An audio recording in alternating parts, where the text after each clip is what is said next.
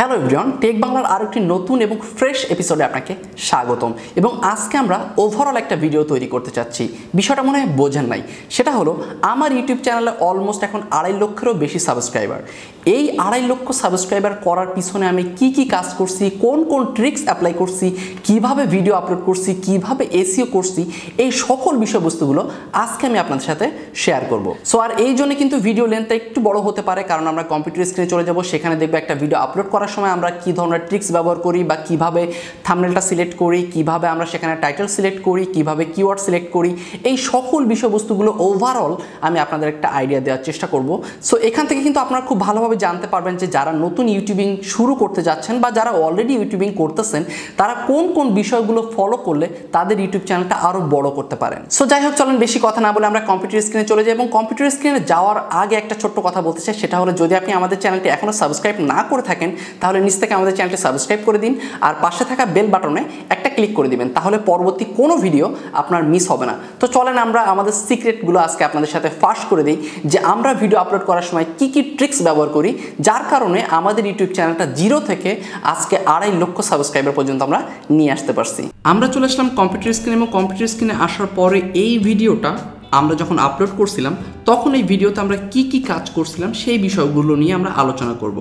তাহলে আপনি খুব সহজে বুঝতে পারবেন যে আপনারা যখন ভিডিও আপলোড করেন তখন সেখানে আসলে কি প্রসেস ফলো করতে হবে বা কি মেথড ফলো করলে আপনার ইউটিউব ভিডিওগুলো একটু হলেও ভালো হিট করবে। ঠিক আছে, তো প্রথমে বলে রাখি তার জন্য একটু ভিডিওটা বড় হবে, কারণ অনেক বিষয়বস্তু নিয়ে এখানে আলোচনা করব, আর শেষে একবারে সিক্রেট 2-1টা টিপস দিয়ে দিব।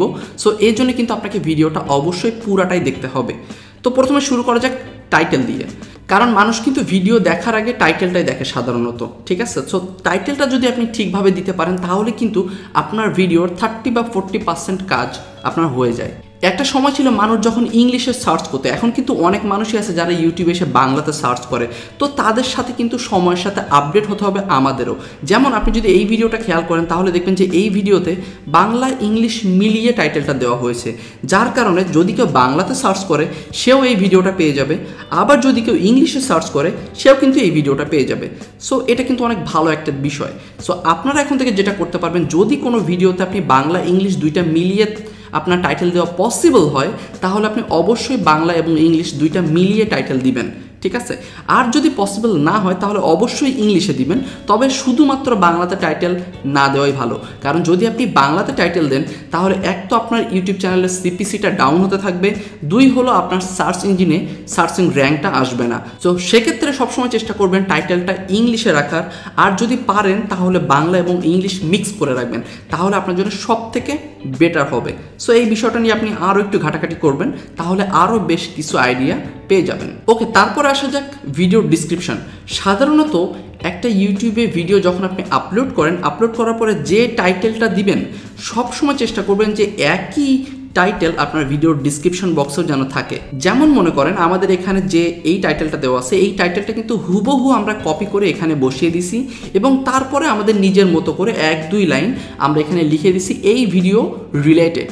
তো আপনিও ঠিক এমনটাই করবেন, কারণ হলো আমরা কিন্তু সবাই জানি যে ডিসক্রিপশন বক্সের যে প্রথম 2 লাইন থাকে, এই 2 লাইনের মধ্যে যে কিওয়ার্ডগুলো থাকে এবং সেই কিওয়ার্ডগুলোর উপরে নির্ভর করে ভিডিওর র্যাঙ্কিংটা।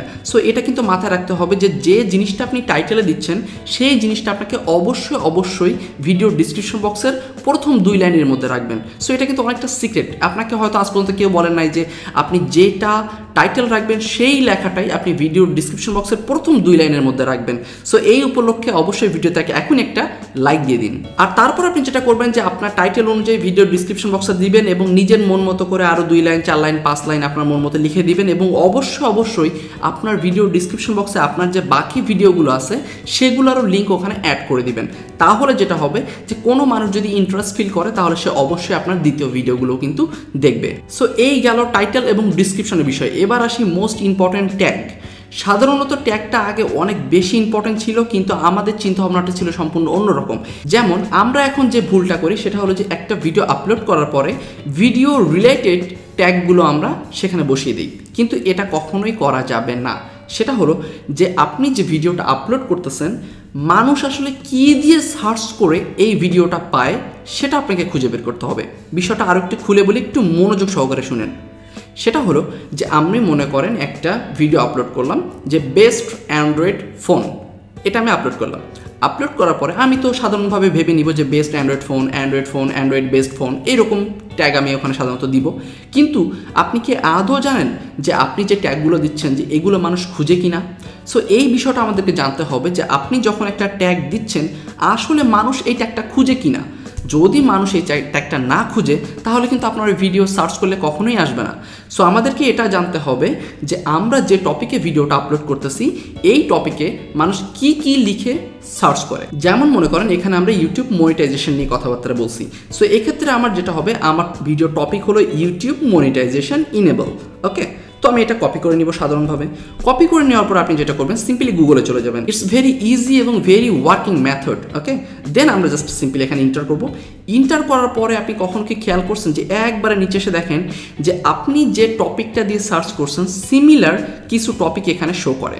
তো এর অর্থ হলো এটা যে আপনি যেটা দিয়ে সার্চ করতেছেন একইভাবে মানুষ ঠিক এই লেখাগুলো দিয়ে এই টপিকটা সার্চ করে। তার অর্থ হলো যদি আপনি এই কিওয়ার্ডগুলো আপনার ট্যাগে ব্যবহার করতে পারেন তাহলে সিম্পলি যে কোনো মানুষ যখনই এটা দিয়ে সার্চ করবে সাথে সাথে আপনার ভিডিওটাই আগে আসবে। সিম্পল না বিষয়টা সিম্পল এবং অনেক সিক্রেট। সো যদি আপনি এখনও ভিডিওতে লাইক না দিয়ে থাকেন তাহলে অবশ্যই রিকোয়েস্ট থাকলো যে এই উপলক্ষে অন্তত একটা লাইক তো অবশ্যই পাওনা থাকে।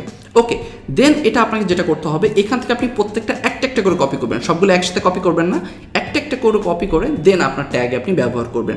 দেন এগুলো ব্যবহার করার পরে আপনার যদি আর কোনো কিওয়ার্ড থাকে, যেমন আপনি যদি এইটুকু কেটে দিতে চান দেন কেটে দিলেন। কেটে দেওয়ার পরে আপনি এটা আবার সার্চ করলেন। সার্চ করার পরে দেখবেন বেশ কিছু ট্যাগ এবং কিওয়ার্ড আপনি এখানে আবার পেয়ে যাবেন। দেন এগুলো আপনি কপি করে আপনার ট্যাগে আপনি সাবমিট করতে পারেন। ওকে, তাহলে সাধারণভাবে কিন্তু আমরা টাইটেল, ডিসক্রিপশন এবং ট্যাগ এই তিনটা বিষয় একদম ক্লিয়ার করে দিলাম। সাধারণত আমরা যখন একটা ভিডিও ইউটিউবে আপলোড করি তখন এই তিনটা জিনিস মাথায় রাখি খুব ভালোভাবে। এবং আরও ছোট কয়েকটা জিনিস বলে দিই, সেটা হলো যে অবশ্যই ভিডিওতে ইন্ড স্ক্রিন ব্যবহার করবেন এবং কার্ডস ব্যবহার করবেন, অবশ্যই ব্যবহার করবেন কারণ ইটস মোস্ট ইম্পর্টেন্ট। এই দুটো ব্যবহার করবেন।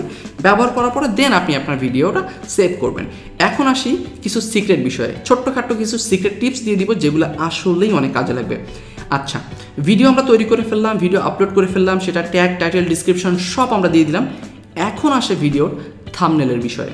আমাদের মধ্যে কিন্তু আমরা অনেকেই জানি যে থাম্বনেলের একটা পাওয়ার থাকে এবং ইউটিউব থাম্বনেল থেকে ইনফরমেশন কালেক্ট করে।